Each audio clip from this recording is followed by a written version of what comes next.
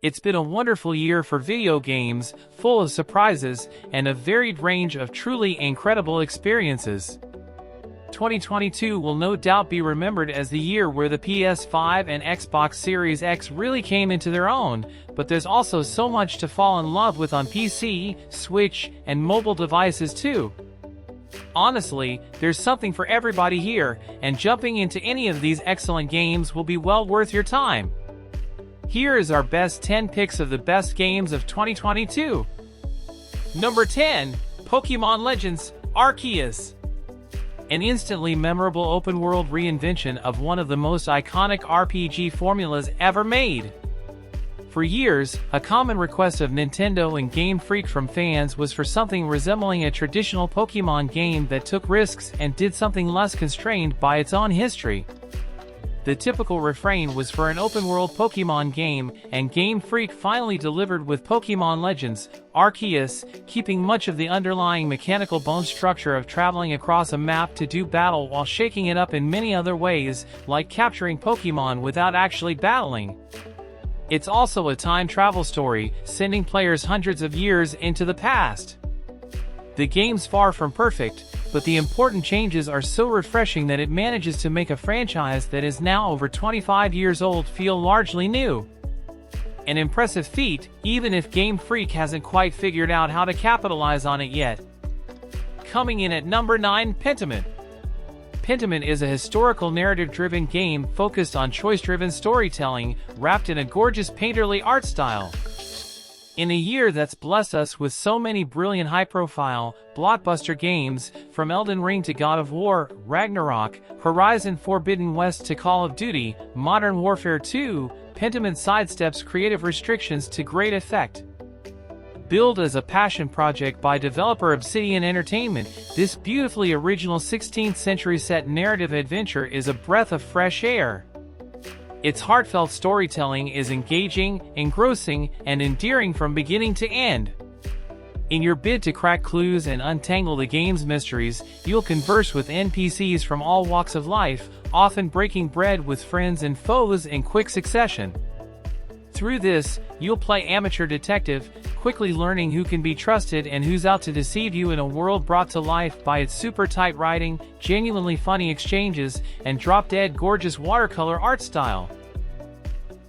Coming in at number 8, Mario + Rabbids Sparks of Hope. The sequel to Ubisoft and Nintendo's surprisingly successful crossover strategy title. Few expected the Super Mario Gang and Ubisoft's Rabbids crossover to be a success, let alone earn itself a sequel, and yet here we are, and all the better because of it.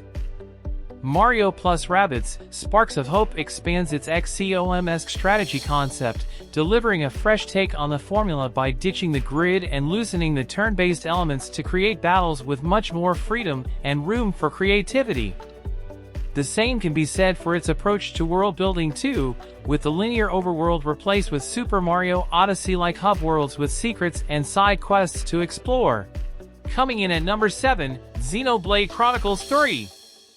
An enormous open-world JRPG that delivers blistering combat and memorable characters in a cruel world. Xenoblade Chronicles 3 might be the most ambitious JRPG ever made. More than any Xenoblade entry before it, it truly earns its daunting runtime, upwards of 150 hours for decent completion, and fully leverages its gargantuan world. It's one of the few releases this year that can genuinely rival Elden Ring's scope, and it builds on only the best parts of the Xenoblade games before it to deliver a climactic sci-fantasy epic. Lovable and tragic characters carry a compelling war story, and they lay the foundation for the best and somehow most complicated combat in the series. Engrossing systems, crafting, cooking, upgrades, skills, recruitable heroes, bioorganic mechs, combine to form seemingly bottomless progression. This is a moonshot sequel of almost unprecedented scale, packed with ideas most games wouldn't even attempt, and its successes more than make up for its occasional messes. Coming in at number 6, Vampire Survivors. A reverse bullet hell with fantasy elements, pixel graphics, and plenty of vampires to survive.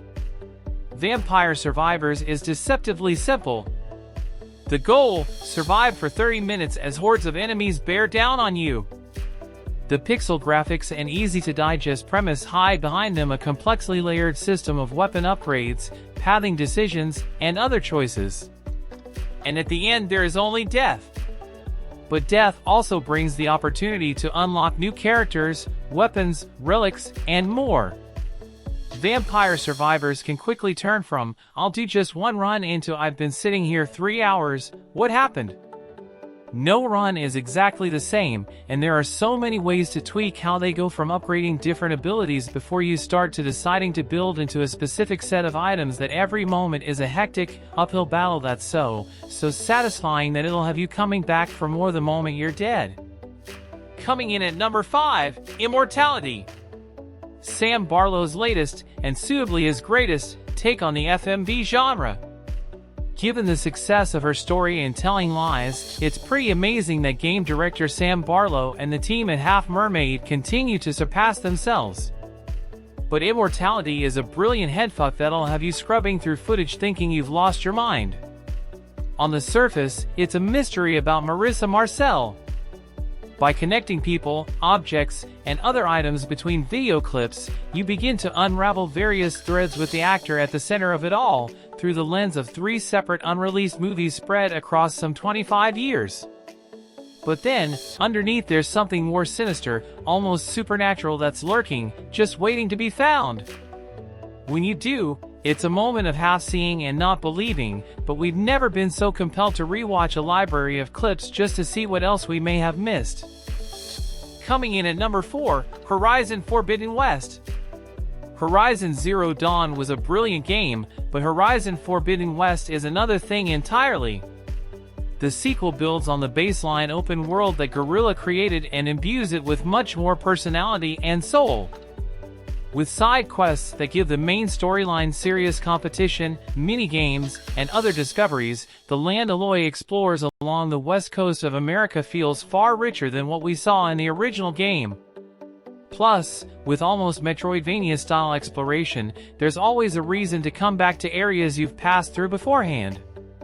The combat gets an upgrade too, with more tools at your disposal to take down the wider range of robot dinosaurs threatening your very existence. And at its heart, we still have Aloy trying to save the world, again, with another very personal journey about family and loss. Horizon Forbidden West is an adventure worth taking. Coming in at number 3, Stray. Become a cat lost in a neon world of trash and robots. Stray took the gaming world by storm. After all, how many games let you play as an adorable ginger tabby cat? Thankfully though, developer Blue 12 Studio backed up the hype with a fantastic game, where a city abandoned by humans and now inhabited by robots, and a whole lot of trash, accidentally becomes your playground. The way Stray captures the movements and behaviors of your average house cat is a genuine joy, with elements like scratching on rugs and knocking things off tables seamlessly entwined with Stray's lovely narrative. Every moment you spend with the feline hero makes you appreciate the meticulous detail that has been poured into the experience, helping to bring the entire thing to life. And with a little drone as your navigator and translator, there's far more here than a cute platformer with excellent cat physics. Coming in at number 2, God of War Ragnarok. The highly anticipated sequel to the 2018 God of War reboot, continuing the journey of Kratos and Atreus. God of War Ragnarok needed to be at least as good as the 2018 reboot, and that alone was a tall order. But Sony Santa Monica came in swinging and offered up everything we hoped it would, and more. The continuing and evolving relationship between not only Kratos and Atreus as father and son, but also Mimir and other characters as a bizarre, dysfunctional extended family gave the story the emotional depth we yearned for.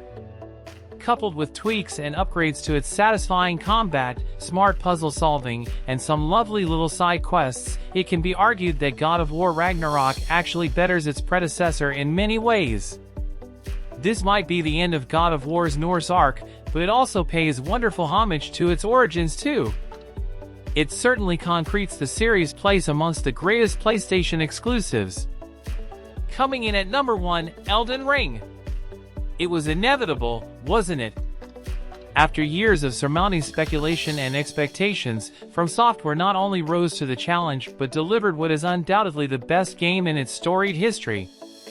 The studio built masterfully on the foundations it established for Bloodborne, Dark Souls, and Sekiro, Shadows Die Twice, expanding them into a sprawling, ambitiously structured open world which we're still being drawn into all these months later. The Lands Between, a playground built of boundless mysteries, has proven itself to be the perfect venue for From Software's precise and demanding combat, where decisive action is rewarded with new and more spectacular encounters, and fresh opportunities to prove you are capable of surviving the gauntlet. Elden Ring is not only the best video game of 2022, but a true cultural phenomenon. Thanks for watching. For more videos, subscribe to this channel and also give your feedback in comments section.